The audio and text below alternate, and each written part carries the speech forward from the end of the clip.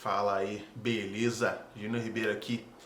Quero gravar esse vídeo para falar um pouco daquilo que a gente está vivendo atualmente, que é a quarentena de coronavírus. Foi algo que pegou todo mundo de surpresa.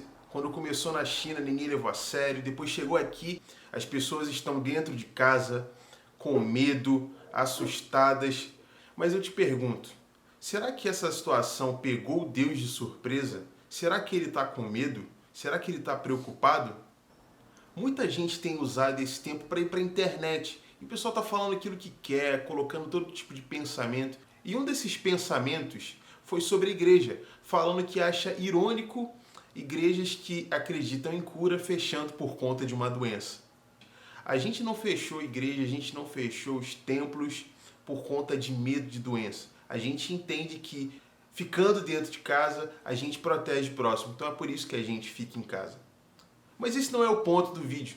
Não quero falar sobre essa questão ou não, mas eu quero falar sobre o nosso posicionamento nisso. Esse assunto me faz pensar.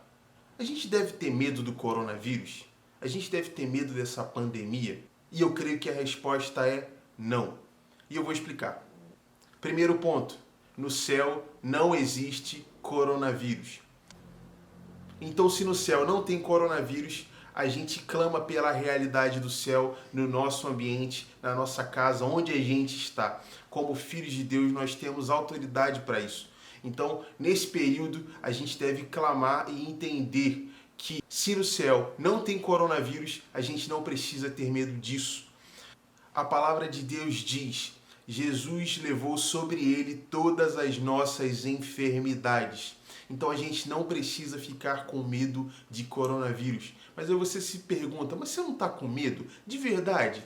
Quando eu olho para a situação, de verdade, quando eu olho para a situação, eu fico com medo. Mas quando eu olho para a Bíblia, quando eu olho para Deus, é a situação que tem que ficar com medo. O jogo muda, é diferente. A gente precisa ter uma postura diferente em relação a tudo isso. Segundo ponto, Deus é soberano. Nesses dias, um dos textos que eu li foi de um pastor que eu gosto muito, o Ed Rocha, do Pier 49. E ele tem uma explicação muito boa para isso.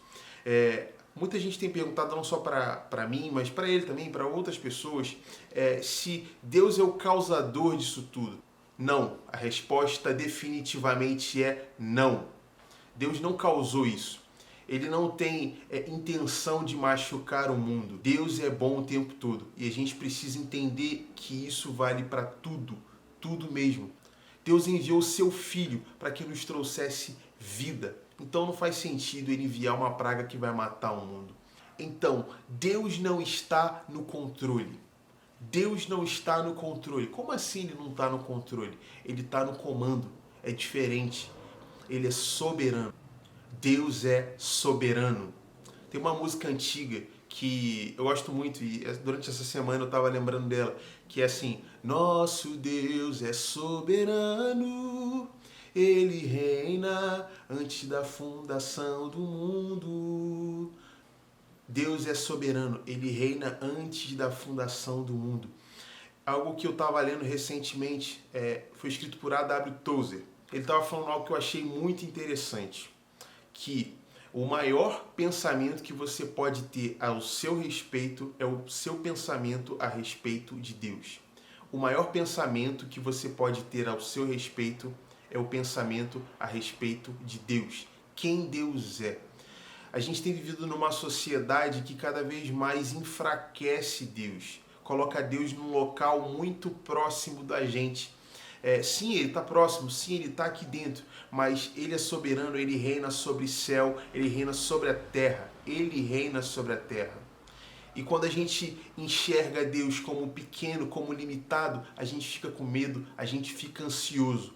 É nessas horas que a gente lembra da palavra, a gente lembra de tudo aquilo que Deus é.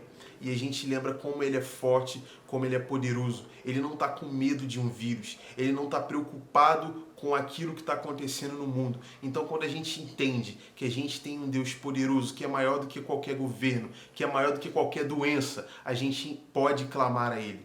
A gente pode clamar a Ele. Então, nesse tempo de medo, nesse tempo de angústia, a gente pode clamar, a gente deve clamar ao nosso Deus, porque Ele tem poder para fazer alguma coisa, Ele tem poder para mudar a situação. Eu quero deixar uma palavra para você, o que está escrito lá em Salmo 46, 10. Aquietai-vos e sabei que eu sou Deus.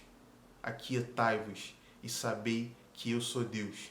Nessa situação, a orientação, a ordem, a palavra que a gente recebe dele é: fiquem tranquilos, porque Ele é Deus. Ele está no comando, Ele é soberano, Ele é poderoso para mudar qualquer tipo de situação.